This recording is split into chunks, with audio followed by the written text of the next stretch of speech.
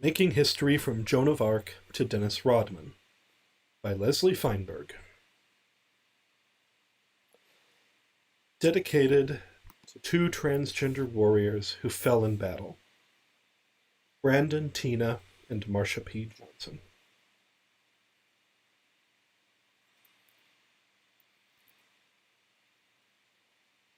Preface. Are you a guy or a girl? I've heard the question all my life. The answer is not so simple, since there are no pronouns in the English language as complex as I am, and I do not want to simplify myself in order to neatly fit one or the other. There are millions more like me in the United States alone. We have a history filled with militant heroines. Yet therein lies the rub. How can I tell you about their battles when the words woman and man, feminine and masculine are almost the only ones that exist in the English language to describe all the vicissitudes of bodies and styles of expression? Living struggles accelerate changes in language.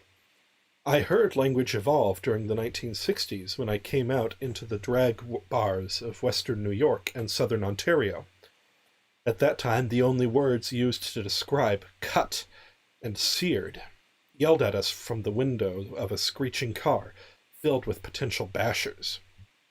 There were no words that we'd go out of our way to use to make us feel good about ourselves. When we all first heard the word gay, some of my friends vehemently opposed the word on the grounds that it made us sound happy. No one will ever use gay, my friends assured me, each offering an alternative word, none of which took root. I learned that language can't be ordered individually, as if from a Sears catalog. It is forged collectively, in the fiery heat of struggle. Right now, much of the sensitive language that was won by the liberation movements in the United States during the 60s and 70s is bearing the brunt of a right-wing backlash against being politically correct. Where I come from, being politically correct means using language that respects other people's oppressions and wounds. This chosen language needs to be defended. The words I use in this book may become outdated in a very short time, because the transgender movement is still young and defining itself. But while the slogans lettered on the banners may change quickly, the struggle will rage on. Since I am writing this book as a contribution to the demand for transgender liberation, the language I'm using in this book is not aimed at defining, but at defending the diverse communities that are coalescing. I don't have a personal stake in whether the trans liberation movement results in a new third pronoun or gender-neutral pronouns, like the ones such as Z, she, he, and here, his, her, his, being experimented with in cyberspace. It's not the words in and of themselves that are important to me. It's our lives. The struggle of trans people over the centuries is not his story or her story. It is our story. I've been called a he-she, butch, bulldagger, cross-dresser, passing woman, female to male transvestite, and drag king. The word I prefer to use to describe myself is transgender. Today, the word transgender has at least two colloquial meanings. It has been used as an umbrella term to include everyone who challenges the boundaries of sex and gender. It is also used to draw a distinction between those who reassign the sex they were labeled at birth and those of us whose gender expression is considered inappropriate for our sex. Presently, many organizations, from Transgender Nation in San Francisco to Monmouth Ocean Transgender on the Jersey Shore, use this term inclusively. I asked many self-identified transgender activists who are named or pictured in this book who they believe were included under the umbrella term. Those polled named transsexuals, transgenders, transvestites, transgenderists, bigenders, drag queens, drag kings, crossdressers, masculine women, feminine men, intersexuals, people referred to in the past as hermaphrodites, Androgynes, cross-genders, shapeshifters, passing women, passing men, gender benders, gender blenders, bearded women, and women bodybuilders who have crossed the line of what is considered socially appropriate for the female body. But the word transgender is increasingly being used in a more specific way as well. The term transgenderist was first introduced into the English language by trans warrior Virginia Prince. Virginia told me, "I coined the term transgenderist in 1987 or 88. There had to be some name for people like myself who trans the gender barrier, meaning someone who lives full-time in the gender opposite to their anatomy. I have not transed the sex barrier."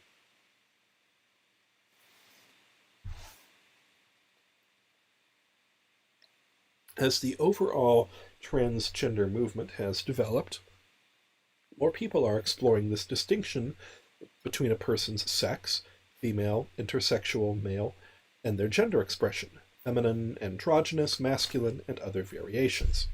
Many national and local gender magazines and community groups are starting to use TS/TG, transsexual and transgender. Under Western law, doctors glance at the genitals of an infant and pronounce the baby female or male, and that's that. Transsexual men and women traverse the boundary of the sex they were assigned at birth.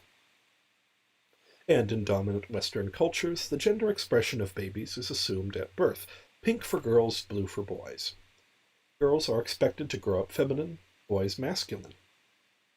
Transgender people traverse, bridge, or blur the boundary of the gender expression they were assigned at birth. However, not all transsexuals choose surgery or hormones. Some transgender people do.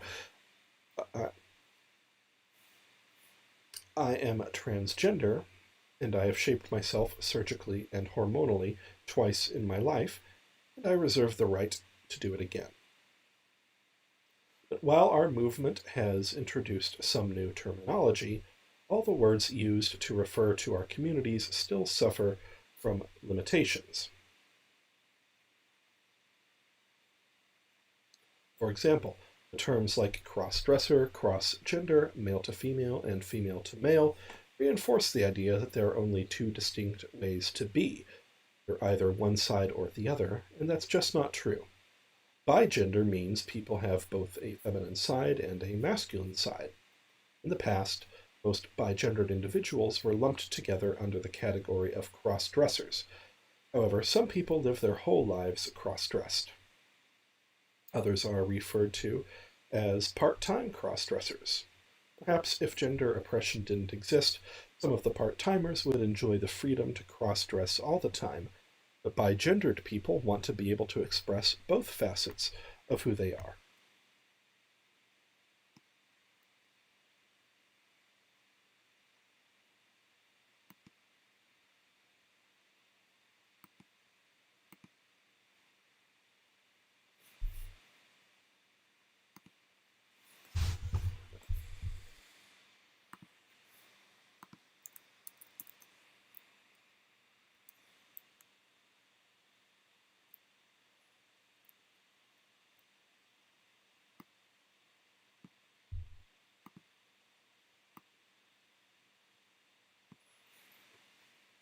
Although I defend any person's right to use transvestite as a self-definition, I use the term sparingly in this book. Although some trans publications and organizations still use transvestite or the abbreviation TV in their titles, many people who are labeled transvestites have rejected the term because it invokes concepts of psychological pathology, sexual fetishism, and obsession, when there's really nothing at all unhealthy about this form of self-expression. And the medical and psychiatric industries have always defined transvestites as males, but there are many female cross-dressers as well.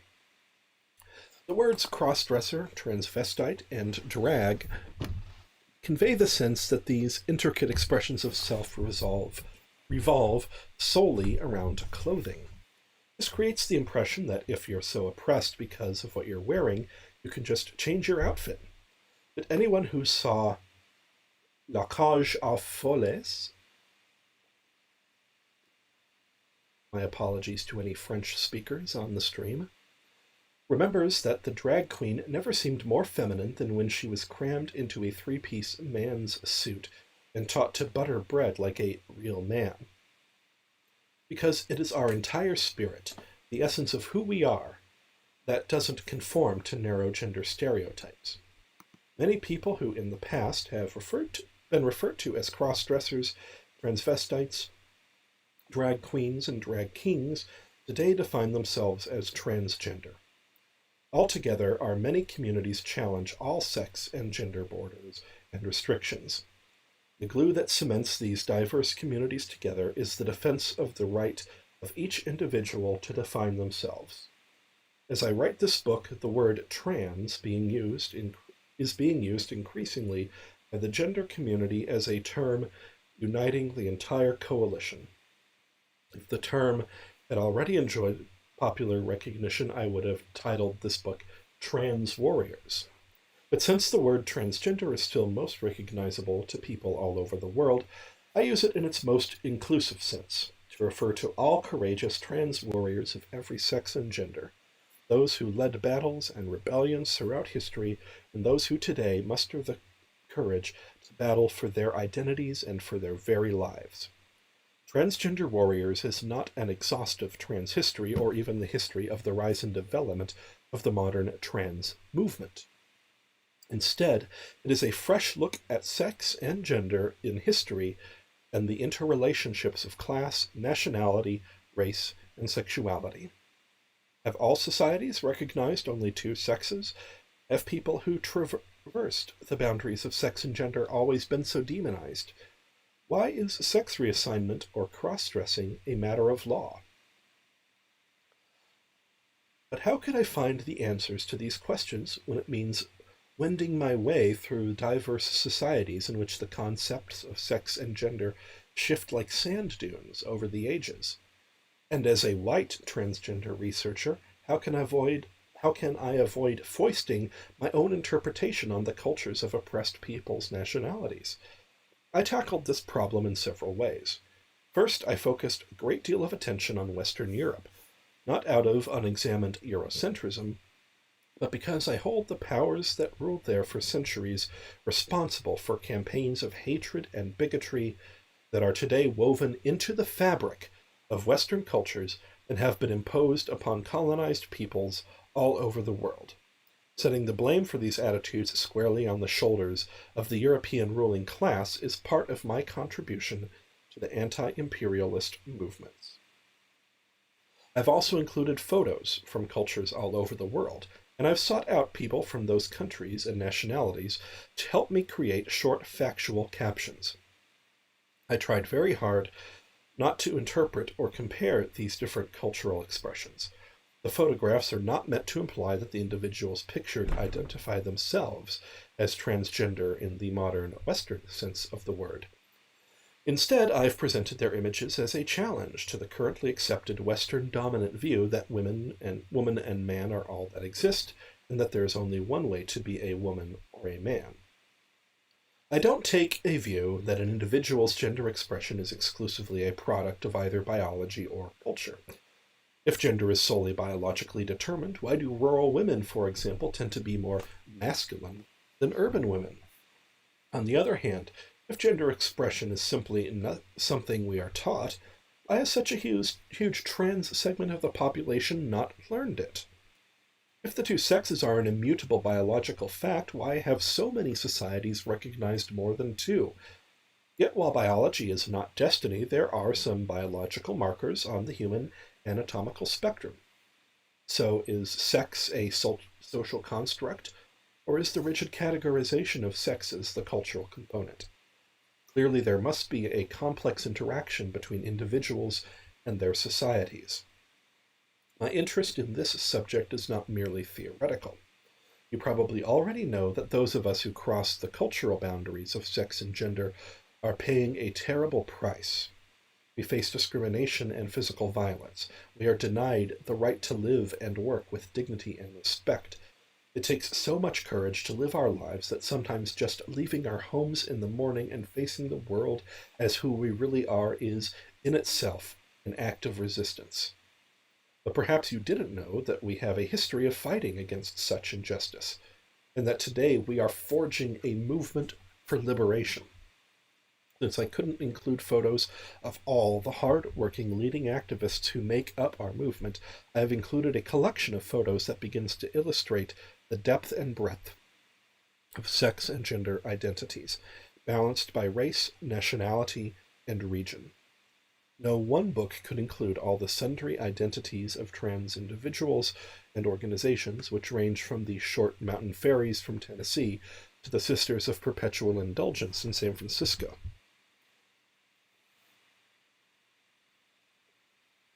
It is time for us to write as experts on our own histories. For too long our light has been refracted through other people's prisms. My goal in this book is to fashion history, politics, and theory into a steely weapon with which to defend a very oppressed segment of the population. I grew up thinking that the hatred I faced because of my gender expression was simply a byproduct of human nature, and that it must be my fault that I was a target for such outrage. I don't want any young person to ever believe that's true again. And so I wrote this book to lay bare the roots and tendrils of sex and gender oppression. Today, a great deal of gender theory is abstracted from human experience. But if theory is not the crystallized resin of experience, it ceases to be a guide to action. I offer history, politics, and theory that live and breathe because they are rooted in the experience of real people who fought flesh and blood battles for freedom. And my work is not solely devoted to chronicling the past, but is a component of my organizing to help shape the future. This is the heart of my life's work. When I clenched my fists and shouted back at the slurs aimed to strip me of my humanity, this was the certainty behind my anger. When I sputtered in pain at the well-meaning individuals who told me, "I just don't get what you are," this is what I meant. Today, transgender warriors is my answer. This is the core of my pride. Acknowledgements. I've been forced to pack up and move quickly many times in the last 20 years, spurred by my inability to pay the rent or, all too often, by a serious threat to my life that couldn't be faced down. Yet no matter how much I was forced to leave behind, I always schlepped my cartons of transgender research with me. Thanks to my true friends who got up in the middle of the night, wiped the sleep from their eyes, and helped me to move. You rescued my life and my work. Over the decades, my writing on trans oppression, resistance, and history have appeared as articles in Workers' World newspaper and Liberation and Marxism magazine. I've spoken about these topics at countless political meetings, street rallies, and activist conferences. So I thank the members of Workers' World Party, of every nationality, sex, age, ability, gender, and sexuality, for liberating space for me, helping me develop and defending a podium from which I could speak about trans liberation as a vital component of the struggle for economic and social justice. Some special thanks to Gregory Dunkel for waking me some 20 years ago to the need to archive the images I'd found and then helping me every step of the way. To Sarah Flounders for proving to be such a good friend and ally to the trans communities and to me. My gratitude and love for Dorothy Ballin is right here in my heart, and especially grateful for the unflagging support from my transsexual, transgender, drag, and intersexual comrades, especially Christiana Thomas. In 1992, I wrote the pamphlet Transgender Liberation, A Movement Whose Time Has Come, which became the basis for my slideshow. I traveled the country showing slides in places as diverse as an auditorium at Brown University and a back room of a pizzeria bar in Little Rock, Arkansas. Thousands of you asked questions during or after the program, which contributed to this finished work. Maybe you sent me a clipping, photo, or book reference. You've all offered me support. I am grateful for this kindness and solidarity. My gratitude to each of the trans warriors included in this book, but many other transsexual, transgender, drag, intersexual, and bigender warriors gave me a heap of help and support, including Holly Boswell, Cheryl Chase, Lauren Cameron, Dallas Denny, and the valuable resources of the Transgender Library and Archive. Lisa Fried, Dana Friedman, Davina Ann Gabriel, James Green, David Harris, Mike Hernandez, Craig Hickman, Morgan Holmes, Nancy Nangaroni, Linda and Cynthia Phillips, Bet Power, Sky Renfro, Martine and Dina Rothblatt, Ruben, Gail Sondergaard, Susan Stryker, Virginia Pierce, Lynn Walker, Ricky Wilchins, and Jesse Xavier. Christos, you really served as editor of Chapter 3. I loved working with you. Thanks to the other friends and allies who also gently helped me to express my solidarity with people of other nationalities in the most sensitive way possible. Yamila Aziz Vargas, my beloved Nick Billy, Ben the Dancer, Spotted Eagle, Elias Farajaje Jones, Curtis Harris, Larry Holmes, Leota Lone Dog, Aurora Levins Morales, Pauline Park, Gita Patel, Doyle Robertson, Barbara Smith, Sabrina Sojourner, and Wesley Thomas. Then there was the research. Leslie Kahn, you are my goddess of transgender library research. Miriam Hammer, I will always remember you coming to my home at the 11th hour after I'd lost my manuscript and research to a computer virus. Thanks to Alan Berube, Melanie Breen, Patty Colligan, Randy P. Connor, Bill Dragoin, Anne Fausto Stirling, Jonathan Ned Katz, and Julie Wheelwright. My warmest thanks to Morgan Gwenwald and Mariette Pathy Allen, who worked on this project as photographic consultants and advisors.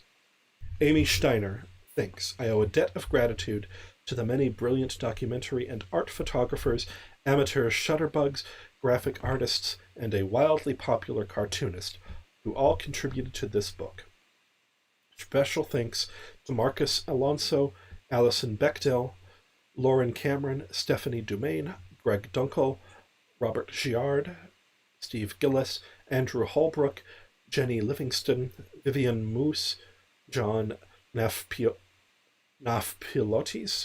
Lynn Neely, V. John Nivens, Kathy Opie, M.P. Schildmeyer, Bette Sparrow, Pierre Verger, and Gary Wilson. And my regards to the Darkroom folks, particularly Ligia Boters and Brian Young at Phototechnica, and the guys at Hong Color. I saw how much archivists, librarians, and researchers all over the world cared about preserving our collective past and making it accessible. My respect for their work soared.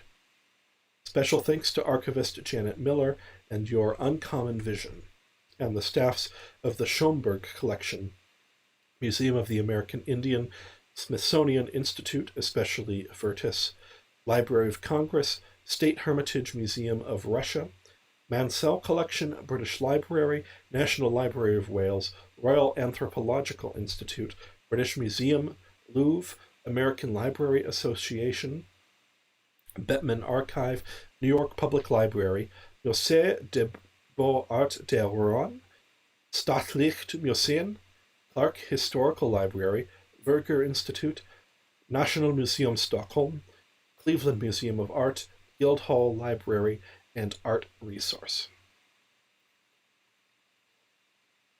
For support that came in many forms, my gratitude to John Catalinotto, Kate Clinton, Hillel Cohen, Annette Dragon, Bob Diaz, Ferron, Nanette Gartrell, Diane McPherson, Dee Moschbacher, Joy Schaefer, Adrienne Rich, Beth Zemsky, and Carlos Zuniga. To my agent, Charlotte Sheedy, it's an honor to work with a pioneer who marked the trail for so many of us. To Deb Chaseman, my editor at Beacon, you've demonstrated that editing genius is sharp style and a whole lot of sensitivity. My gratitude to Ken Wong for grammatically scrubbing this book. And I thank the whole staff at Beacon for their contributions, not the least of which was enthusiastic support. Thanks to those whose astute reading of my drafts greatly developed this book, especially Ellie Bulkin and Deirdre Sinnott. For teaching me how to be a journalist over 2 decades, I credit you, Deirdre Griswold, longtime editor, longtime friend. Now I go a bit deeper. Thanks to my sons, Ben and Ransom, for loving and supporting your drag dad. I love you each dearly. To my sister Catherine and my chosen family, Star, Shelley, Robin, Brent, and my mom, Wyant Musqui, how else can I thank you for your love except to love you right back? To my wife, my inspiration, and my dearest friend, poet warrior Minnie Bruce Pratt, I couldn't have gotten through this without you. I've stoop-picked beans and stretch-picked apples, but this book was the hardest work I've ever done. Your brilliance, insight, and generous love got me through each day. How can I possibly thank you in the way you deserve? Tell you what, as we grow old happily, one day at a time, I'll try to find the ways. The sum total of everyone's contributions to this book is a collective act of solidarity with trans liberation.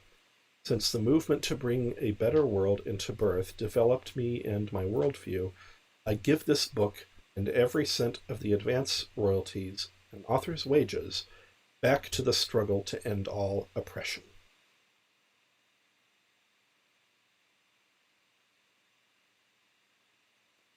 Transgender Warriors. Part 1. The Journey Begins.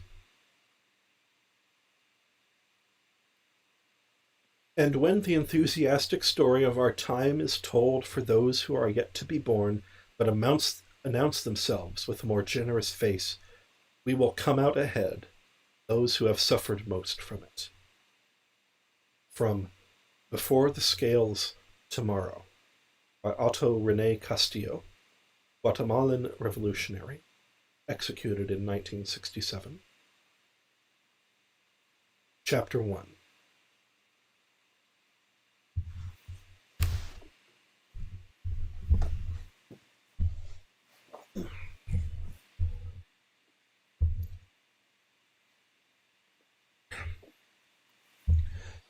When I was born in 1949, the doctor confidently had declared, "It's a girl." That might have been the last time anyone was so sure. I grew up a very masculine girl. It's a simple statement to write, but it was a terrifying reality to live. I was raised in the 1950s, an era marked by rigidly enforced social conformity and fear of difference. Our family lived in the Bell Aircraft Factory housing projects. The roads were not paved. The coal truck, iceman's van, and knife sharpener's cart crunched along narrow strips of gravel. I tried to mesh 2 parallel worlds as a child, the one I saw with my own eyes and the one I was taught. For example, I witnessed powerful adult women in our working-class projects handling every challenge of life while coping with too many kids and not enough money. Although I hated seeing them so beaten down by poverty, I loved their laughter and their strength. But on television, I saw women depicted as foolish and not very bright. Every cultural message taught me that women were only capable of being wives, mothers, housekeepers, seen, not heard. Was it true that women were the weak sex? In school, I leafed through my geography textbooks and saw people of many different hues from countries far, far from my home. Before we moved to Buffalo, my family had lived in a desert town in Arizona. There, people who were darker-skinned and shared different customs from mine were a sizable segment of the population. Yet in the small world of the projects, most of the kids in my grade school and my teachers were white. The entire city was segregated right down the middle, east and west. In the school, I listened to some teachers pay lip service to tolerance, but I frequently heard adults mouth racist slurs driven by hate. I saw lots of love. Love of parents, flag, country, and deity were mandatory, but I also observed other loves between girls and boys, and boys and boys, and girls and girls. There was the love of kids and dogs in my neighborhood, soldier buddies in foxholes and movies, students and teachers at school. Passionate, platonic, sensual, dutiful, devoted, reluctant, loyal, shy, reverent. Yet I was taught there was only one official meaning of the word love, the kind between men and women that leads to marriage. No adult ever mentioned men loving men or women loving women in my presence. I never heard it discussed anywhere. There was no word at that time in my English language to express the sheer joy of loving someone of the same sex.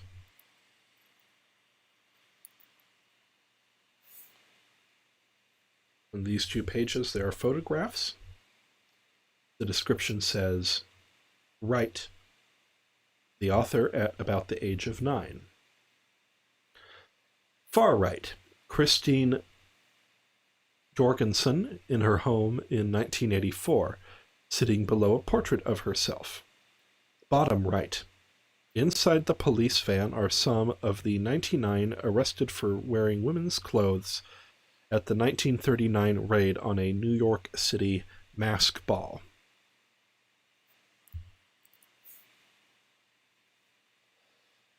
And I learned very early on that boys were expected to wear men's clothes and girls were not. When a man put on women's garb, it was considered a crude joke. By the time my family got a television, I cringed as my folks guffawed when Uncle Milty Berle donned a dress. It hit too close to home. I longed to wear the boys' clothing I saw in the Sears catalog. My own gender expression felt quite natural. I liked my hair short, and I felt most relaxed in sneakers, jeans, and a t-shirt. However, when I was most at home with how I looked, adults did a double take or stopped short when they saw me. The question, "Is that a boy or a girl?" hounded me throughout my childhood. The answer didn't matter much. The very fact that strangers had to ask the question already marked me as a gender outlaw. My choice of clothing was not the only alarm bell that rang my difference. If my more feminine younger sister had worn boys' clothes, she might have seemed stylish and cute. Dressing all little girls and all little boys in sex-appropriate clothing actually called attention to our gender differences. Those of us who didn't fit stuck out like sore thumbs. Being different in the 1950s was no small matter. McCarthy's anti-communist witch hunts were in full frenzy. Like most children, I caught snippets of adult conversations, so I was terrified that communists were hiding under my bed and might grab my ankles at night. I heard that people who were labeled Reds would discover their names and addresses listed in local newspapers, be fired from their jobs, and be forced to pack up their families and move away. What was their crime? I couldn't make out the adults' whispers, but the lesson seeped down. Keep your mouth shut, don't rock the boat. I overheard angry, hammering accusations on radio and television against grown-ups who had to answer it to a committee of men. I heard the words, commie, pinko, Jew. I was Jewish. We were the only Jews in the projects. Our family harbored memories of the horrors that relatives and friends had faced in Tsarist Russia before the 1917 revolution and in Eastern Europe during World War II. My family lived in fear of fascism, and the McCarthy era stank like Nazism. Every time a stranger stopped us on the street and asked my parents, "Is that a boy or a girl?" they shuddered. No wonder. My parents worried that I was a lightning rod that would attract a dangerous storm. Feeling helpless to fight the powers that be, they blamed the family's problems on me and my difference. I learned that my survival was my own responsibility. From kindergarten to high school, I walked through a hail of catcalls and taunts in the school corridors. I pushed my way past clusters of teenagers on street corners who refused to let me pass. I endured the stares and glares of adults. It was so hard to be a masculine girl in the 1950s that I thought I would certainly be killed before I grew to adulthood. Every gender image, from my Dick and Jane textbooks in school to the sitcoms on television, convinced me that I must be a Martian. Further description of the photographs on this page. Above left, this person is about to face a 1951 Chicago grand jury charged with failure to report to the draft board for induction. Above right, these two people are being led into Manhattan felony court in 1952. Their crime? They went to the movies together. The manager spotted them and called the police. Far right, police raid on a Manhattan ball in 1962.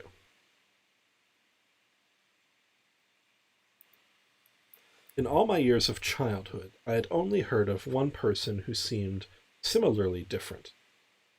I don't remember any adult telling me her name. I was too young to read the newspaper headlines. Adults clipped their vulgar jokes short when I or any other child entered the room. I wasn't allowed to stay up late enough to watch the television comedy hosts who tried to ridicule her out of humanity.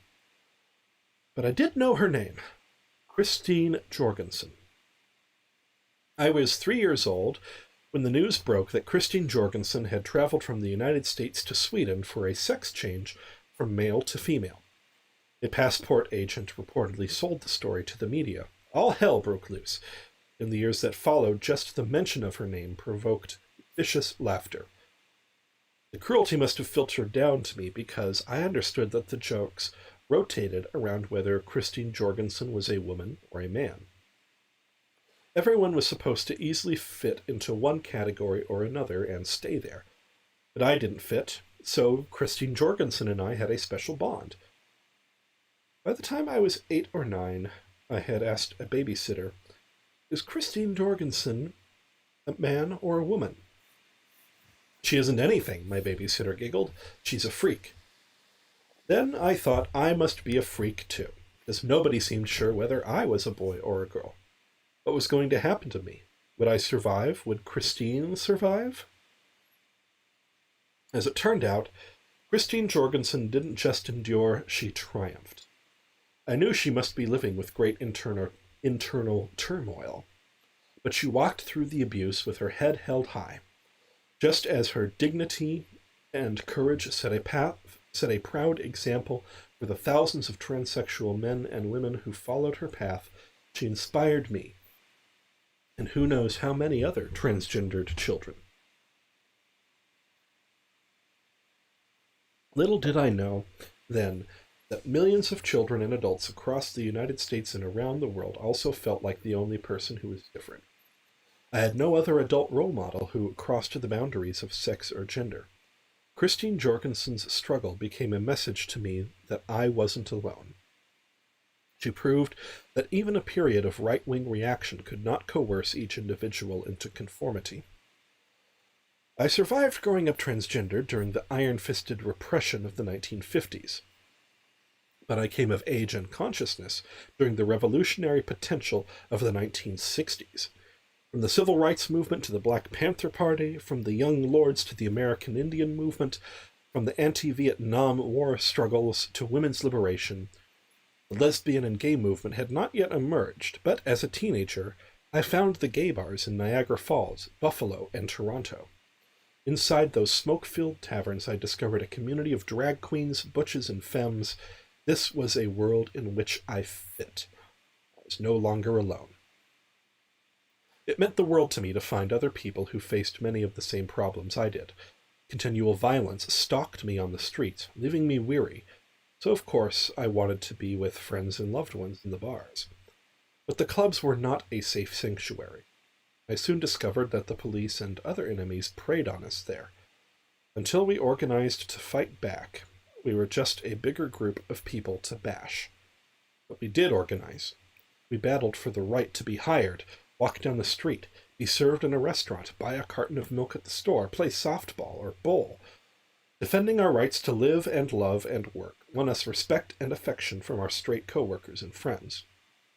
Our battles helped fuel the later explosion of the lesbian and gay liberation movement. I remember the Thaw-Out picnic held each spring during the 60s by the lesbian and gay community in Erie, Pennsylvania. Hundreds and hundreds of women and men would fill a huge park to enjoy food, dancing, softball, and making out in the woods. During the first picnic I attended, a group of men screeched up in a car near the edge of the woods. Suddenly, the din of festivity hushed as we saw the gang, armed with baseball bats and tire irons, marching down the hill towards us. "Come on," one of the silver-haired butches shouted, beckoning us to follow. She picked up her softball bat and headed right for those men. We all grabbed bats and beer bottles and followed her, moving slowly up the hill toward the men. First they jeered at us, then they glanced fearfully at each other, leapt back into their car, and peeled rubber. One of them was still trying to get his legs inside and shut the car door as they rolled off. We all stood quietly for a moment, feeling our collective power. Then the old butch who'd led our army waved her hand, and the celebration resumed. My greatest terror was always when the police raided the bars, because they had the law on their side. They were the law. It wasn't just the tie I was wearing or the suit coat that made me vulnerable to arrest. I broke the law every time I dressed in fly-front pants or wore jockey shorts or t-shirts. The law dictated that I had to wear at least 3 pieces of women's clothing. My drag queen sisters had to wear 3 pieces of men's clothing. For all I know, the law may still be on the books in Buffalo today. Of course, the laws were not simply about clothing. We were masculine women and feminine men. Our gender expression made us targets. These laws were used to harass us. Frequently, we were not even formally charged after our arrests. All too often, the sentences were executed in the back seat of a police cruiser or on the cold cement floor of a precinct cell. But the old butches told me there was one night of the year the cops never arrested us: Halloween. At the time, I wondered why I was exempt from penalties for cross-dressing on that one night. And I grappled with other questions. Why was I subject to legal harassment and arrest at all? Why was I being punished for the way I walked or dressed or who I loved? Who wrote the laws to harass us, and why? Who gave the green light to the cops to enforce them? Who decided what was normal in the first place? These were life-and-death questions to me. Finding the answers sooner would have changed my life dramatically, but the journey to find those answers is my life, and I would not trade the insights and joys of my lifetime for anyone else's. This is how my journey began. It was 1969, and I was 20 years old. As I sat in a gay bar in Buffalo, a friend told me that drag queens had fought back against a police bar raid in New York City. The fight had erupted into a 4-night-long uprising in Greenwich Village, the Stonewall Rebellion. I pounded the bar with my fist and cursed my fate. For once we had rebelled and made history, and I had missed it. I stared at my beer bottle and wondered, have we always existed? Have we always been so hated? Have we always fought back?